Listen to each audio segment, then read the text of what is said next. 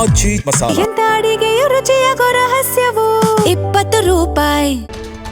HDK Parappana ಅಗ್ರಹಾರದ ಬಗ್ಗೆ ಮಾತನಾಡ್ತಾರೆ.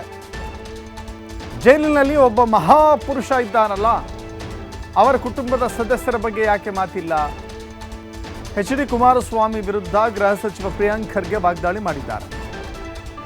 ಹಾಸನದ ಮಹಿಳೆಯರ ಮೇಲೆ ಅತ್ಯಾಚಾರ ಆಯ್ತಲ್ಲ, ಅದರ ಬಗ್ಗೆ ಯಾಕೆ ಅವರು ಮಾತನಾಡ್ತಾ ಇಲ್ಲ ಅಂತ ಪ್ರಶ್ನೆ ಕೇಳಿದ್ದಾರೆ.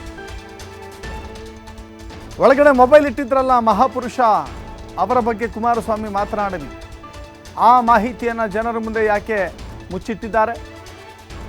ಕುಮಾರಸ್ವಾಮಿ ವಿರುದ್ಧ ಪ್ರಿಯಾಂಕ್ ಖರ್ಗೆ ವಾಗ್ದಾಳಿ ಇದು.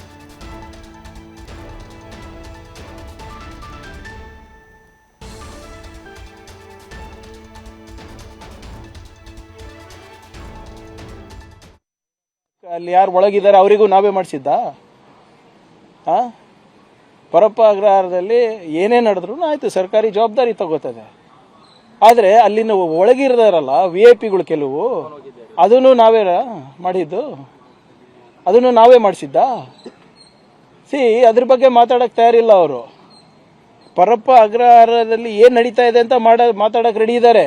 ಆದರೆ ಹಾಸನ ಮೇಲೆ, ಮಹಿಳೆಯರ ಮೇಲೆ ಆದಂಥ ಅತ್ಯಾಚಾರ ಬಗ್ಗೆ ಮಾತಾಡಿಲ್ಲ ಅಲ್ಲ. ಇನ್ನೊಬ್ಬ ಮಹಾಪುರುಷ ಇದಾರಲ್ಲ ಅದರಲ್ಲೇ, ಅದ್ರ ಬಗ್ಗೆ ಮಾತಾಡಕ್ಕೆ ರೆಡಿ ಇಲ್ಲ ಅಲ್ಲ. ಹೆಂಗೆ ಧ್ವನಿ ನಡೆಸಿದ್ರಿ? ಮೊಬೈಲ್ ಯೂಸ್ ಮಾಡ್ಬೋದಾ? ಅಂದ್ರೆ ಇವ್ರ ಧ್ವನಿ ಅಂದ್ರೆ ಇವ್ರಿಗೆ ಗೊತ್ತಿತ್ತ ಮೊಬೈಲ್ ಇದೆ ಅಂತ? ಇವ್ರಿಗೆ ಮಾತಾಡ್ತಾ ಇದ್ರಾ? ಒಬ್ಬ ಕೇಂದ್ರ ಸಚಿವರಿಗೆ ಇವ್ರು ಅಲ್ಲಿಂದ ಫೋನ್ ಮಾಡ್ತಾ ಇದ್ರೆ ಅದನ್ನ ಮಾಹಿತಿಯನ್ನು ಮುಚ್ಚಿಟ್ರಾ? ಅದು ಲೀಗಲ್ಲ. ಸುಮ್ಮನೆ ಏನೇನೋ ಮಾತಾಡ್ಬಿಟ್ಟು ಸೀನಿಯರ್ ಆಗ್ಬಿಟ್ಟು. ನನ್ಗೆ ಗೊತ್ತಿಲ್ಲಪ್ಪ, ಅವ್ರಿಗೆ ಕೇಳಿ. ಫೋನ್ ಮಾಡಿದವರವರು, ರಿಸೀವ್ ಮಾಡಿದವರವರು, ಯಾರು ಫೋನ್ ಕೊಟ್ಟಿದ್ದಾರೆ ಅವ್ರು ಇವಾಗ ಜೈಲ್ ಒಳಗಿದ್ದಾರೆ. My job is to ensure to maintain the sanctity of that place, of the institution. That I am doing. ಹೌದಪ್ಪ, ಅಲ್ಲಿ ಯಾರು ಒಳಗಿದ್ದಾರೆ ಅವರಿಗೂ ನಾವೇ ಮಾಡಿಸಿದ್ದ? ಪರಪ್ಪ ಅಗ್ರಹಾರದಲ್ಲಿ ಏನೇ ನಡೆದ್ರು ಆಯ್ತು, ಸರ್ಕಾರಿ ಜವಾಬ್ದಾರಿ ತಗೋತದೆ. ಆದರೆ ಅಲ್ಲಿನ ಒಳಗಿರದಾರಲ್ಲ VIP ಗಳು ಕೆಲವು, ಅದನ್ನು ನಾವೇ ಮಾಡಿದ್ದು, ಅದನ್ನು ನಾವೇ ಮಾಡಿಸಿದ್ದ? ಅದ್ರ ಬಗ್ಗೆ ಮಾತಾಡಕ್ಕೆ ತಯಾರಿಲ್ಲ ಅವರು.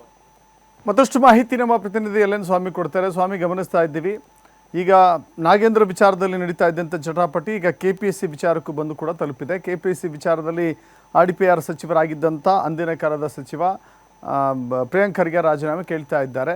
ಈ ತನಿಖೆ ಒಂದು ಕಡೆ ಆರೋಪ ಪ್ರತ್ಯಾರೋಪ, ಒಂದು ಕಡೆ ಎಲ್ಲಿ ಹೋಗಿ ನಿಲ್ಲುತ್ತೆ ಇದು?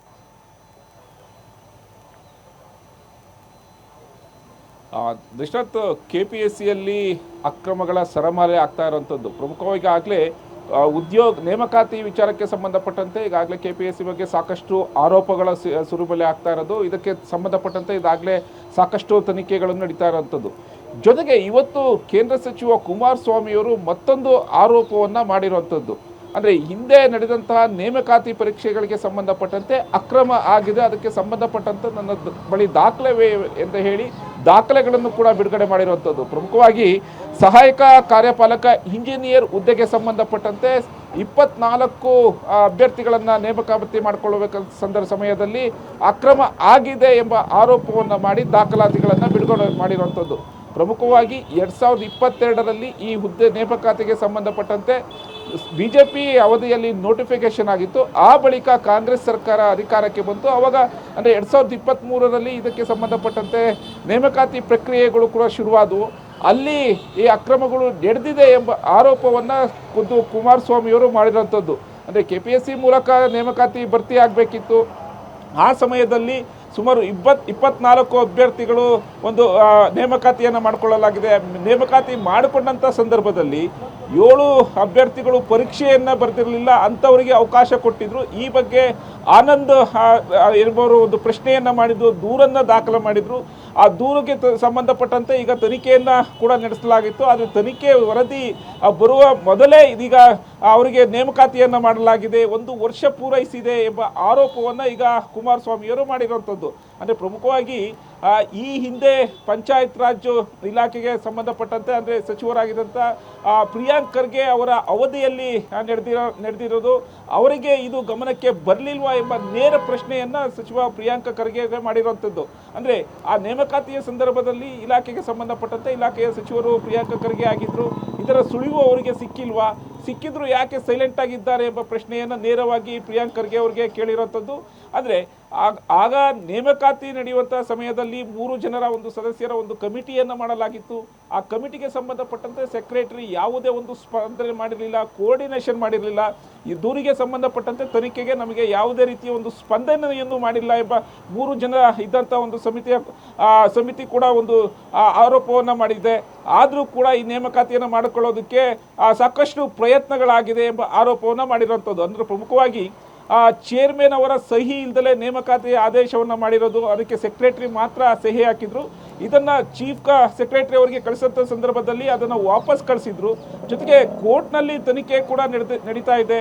ಆ ನಡೆಯುವಂಥ ಸಂದರ್ಭದಲ್ಲಿ ಯಾವ ರೀತಿ ನೇಮಕಾತಿ ಮಾಡಲಾಗಿದೆ ಎಂಬ ಪ್ರಶ್ನೆಯನ್ನು ಕುಮಾರಸ್ವಾಮಿಯವರು ಮಾಡಿರುವಂಥದ್ದು. ಅಂದರೆ ಒಟ್ಟಾರೆಯಾಗಿ ಒಂದು ಕಡೆ ಚೇರ್ಮನ್ ಅವರಿಗೆ ಗಮನಕ್ಕೆ ತಾರದೆ ಈ ನೇಮಕಾತಿ ಆಗಿರುವಂಥದ್ದು, ಜೊತೆಗೆ ಸೆಕ್ರೆಟರಿ ಅವರ ಮೇಲೆ ನೇರವಾಗಿ ಆಪಾದನೆಯನ್ನು ಮಾಡಿರುವಂಥದ್ದು. ಹಾಗೂ ಈಗಾಗಲೇ CCTV ಫುಟೇಜ್ಗಳು ಅಂದರೆ ಪರೀಕ್ಷೆ ಬರೀಬೇಕಿದ್ದಂಥ CCTV ಫುಟೇಜ್ಗಳನ್ನು ಕೂಡ ಪರೀಕ್ಷೆಯನ್ನು ನಡೆಸದೆ, ಅಂದರೆ ಅದನ್ನು ತನಿಖೆಯನ್ನು ಒಳಪಡಿಸದೆ ಯಾವ ಆಧಾರದ ಮೇಲೆ ಇವರು ನೇಮಕಾತಿ ಮಾಡಿಕೊಂಡಿದ್ದಾರೆ, ಇದಕ್ಕೆ ಸಂಬಂಧಪಟ್ಟಂತೆ ಈಗಿನ ಗೃಹ ಸಚಿವ ಪ್ರಿಯಾಂಕ್ ಖರ್ಗೆ ಯಾವ ರೀತಿ ಉತ್ತರ ಕೊಡ್ತಾರೆ ಎಂಬ ಪ್ರಶ್ನೆಯನ್ನು ಕುಮಾರಸ್ವಾಮಿ ಅವರು ಮಾಡಿರುವಂಥದ್ದು. ದಶರಥ್. Thank you Swami.